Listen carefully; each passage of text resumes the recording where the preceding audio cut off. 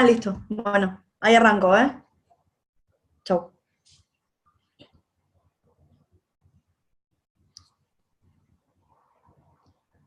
Hola, mi nombre es Adela Goldberg, soy kinesióloga en el Sanatorio de la Trinidad Mitre y también soy secretaria del Comité de Sedación, Analgesia y Delirium y formo parte del capítulo de Kinesiología en el paciente crítico de la SATI. Vamos a hablar sobre la movilización temprana en la terapia intensiva. La debilidad adquirida en la terapia... Perdón, Cris, me equivoqué, necesito empezar de nuevo.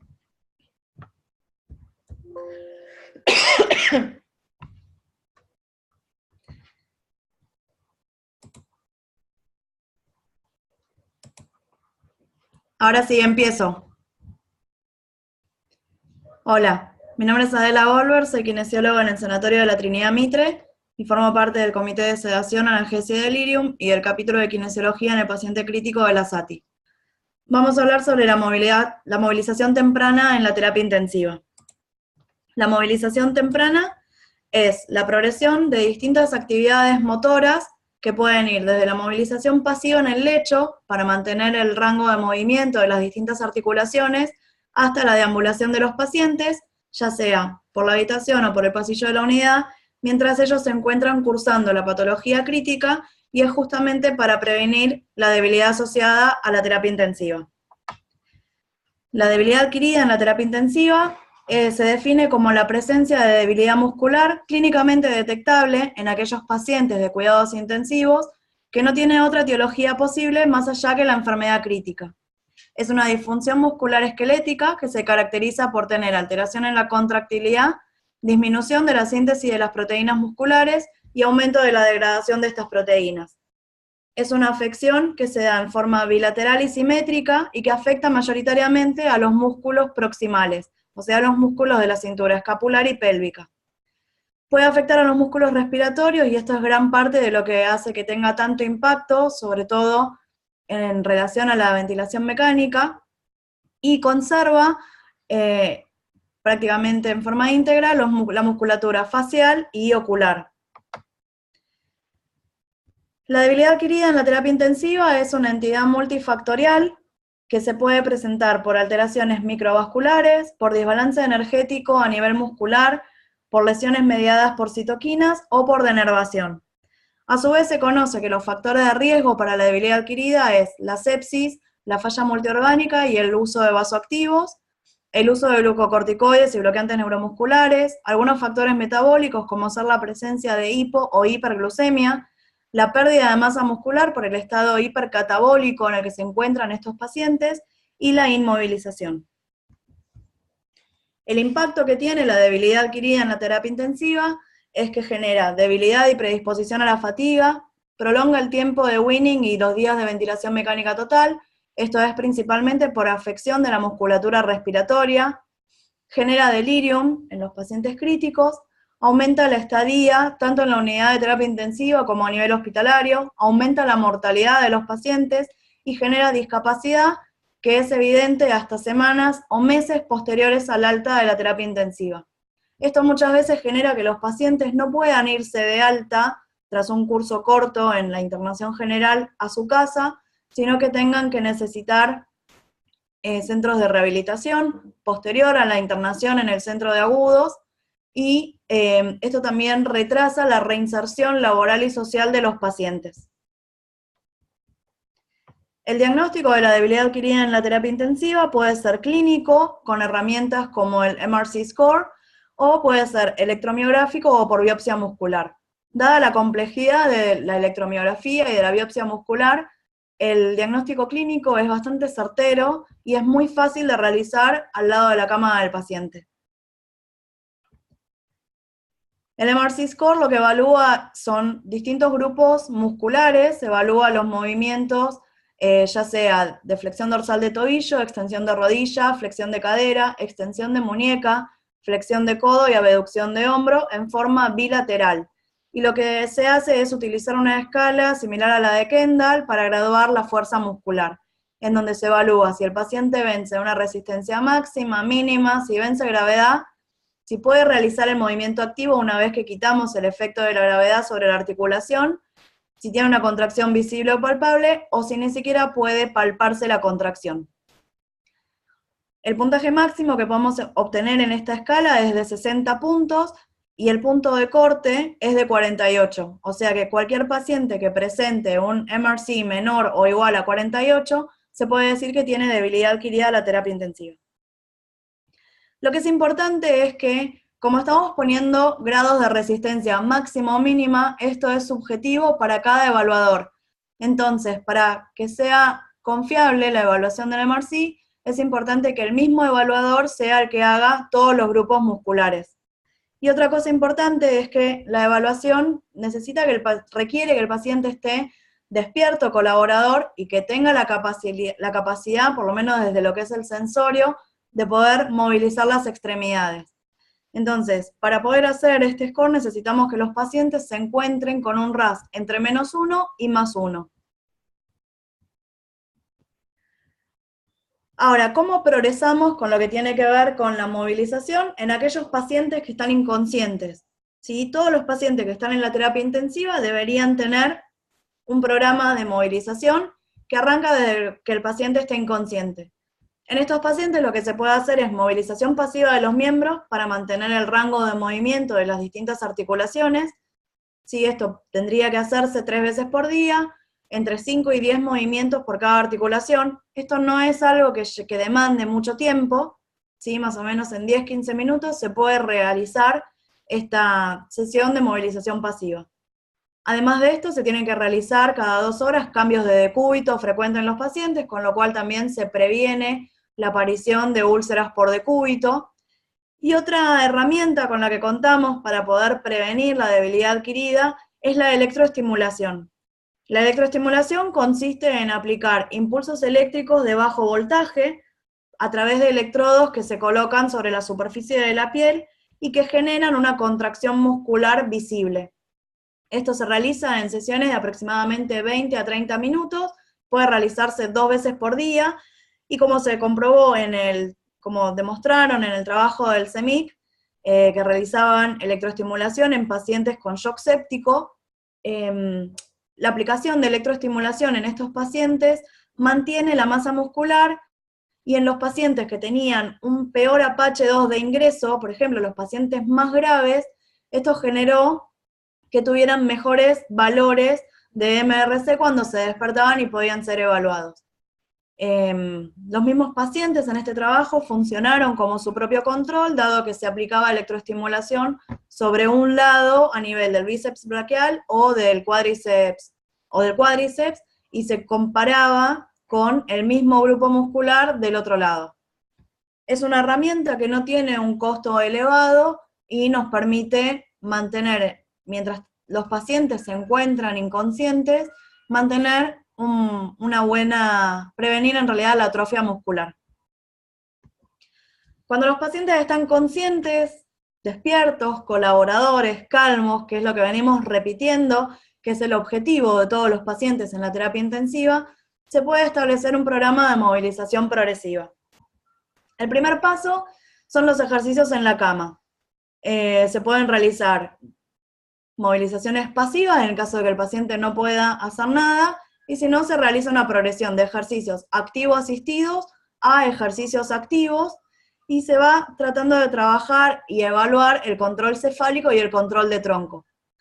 Una vez que yo el paciente lo puedo tener en la cama, con la cabecera de la cama a 90 grados, que simularía una posición de sentado, pero con apoyo, si el paciente en esta posición puede levantar y sostener contra la gravedad los 2 miembros superiores, estaríamos en condiciones de progresar con esta movilización.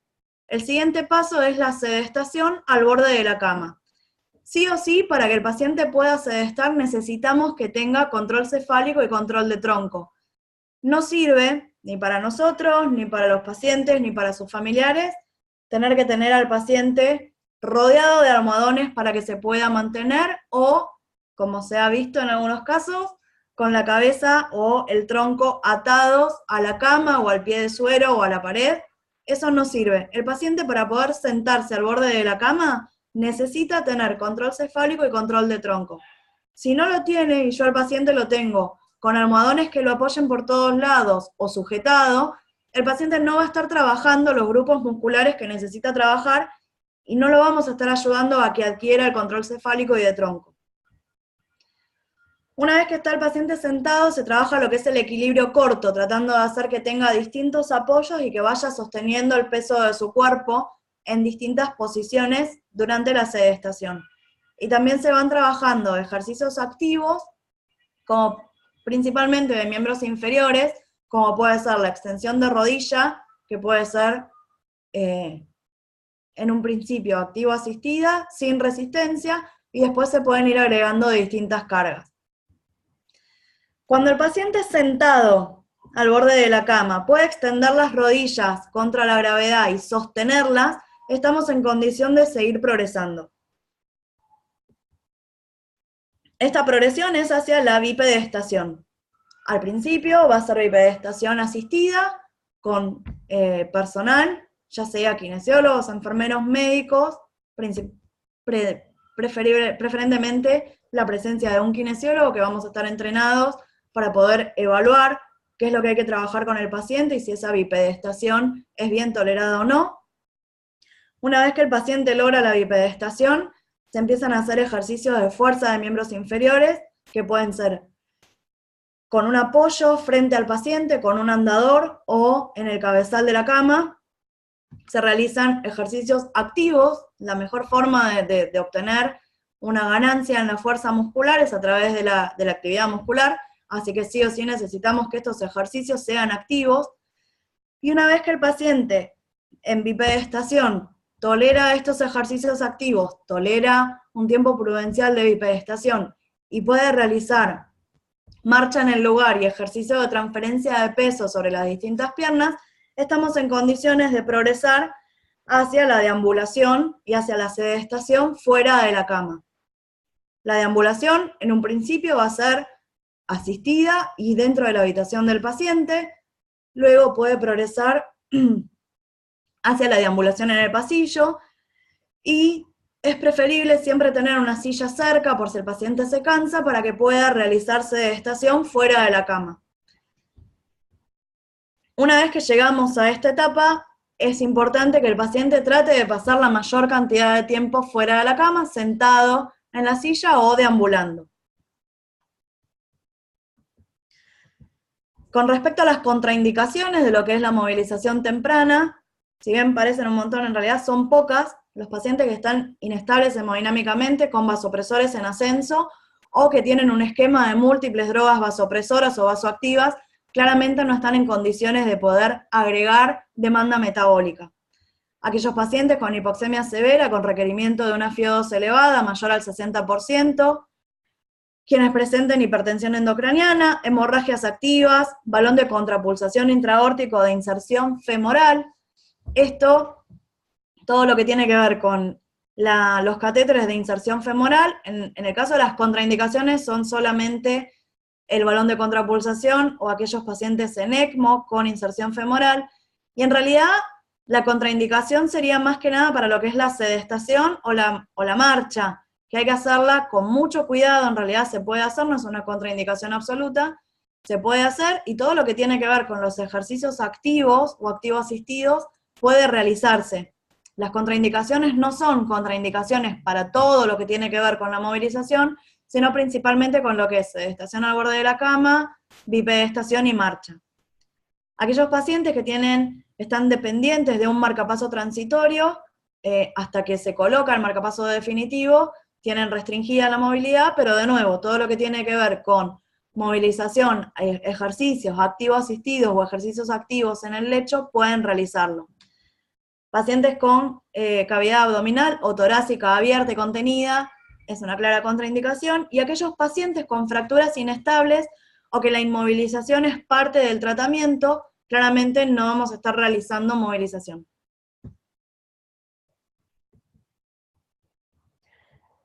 Cuando vamos a realizar las sesiones de movilización con el paciente, como cuando hacemos una prueba de despertar o cuando hacemos una prueba de ventilación espontánea, tenemos que tomar ciertos parámetros de seguridad que evaluamos en el momento.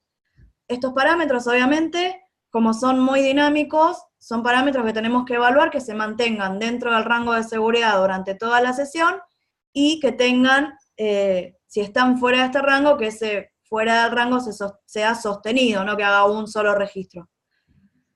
Dentro de los parámetros hemodinámicos que tomamos como parámetros de seguridad, que la presión arterial media sea mayor a 60 y menor a 110 milímetros de mercurio, que la presión arterial sistólica esté por debajo de los 180 milímetros de mercurio y la frecuencia cardíaca se encuentre entre 50 y 120 latidos por minuto.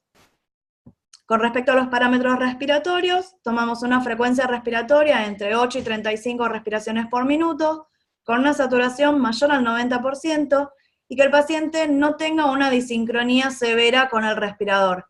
Es probable que aquellos pacientes que estén ventilados tengan un aumento transitorio de la demanda mientras estamos haciendo las sesiones de movilización, sobre todo cuando tienen ejercicios activos, sedestación, bipedestación o marcha, y es posible durante esa sesión de movilización aumentar un poco el soporte ventilatorio para no generar mayor trabajo respiratorio, mayor demanda de oxígeno y que no tengan una disincronía severa. Con respecto a los parámetros neurológicos, lo que necesitamos es que el paciente esté despierto, colaborador, calmo, que no tenga agitación severa, y por ende que se encuentre en un RAS entre -1 y +1. La presencia de delirium no contraindica la realización de las sesiones de movilización en la terapia intensiva, ¿sí? Es probable que en pacientes que tengan delirium, justamente por la inatención que genera, que tengamos que ser más repetitivos con las consignas, en algunos casos mostrándole qué es lo que tiene que hacer, pero el delirium no contraindica la movilización en la terapia intensiva. Bueno, muchas gracias por su atención, les dejo mi mail si tienen alguna consulta y espero que les haya servido. Muchas gracias.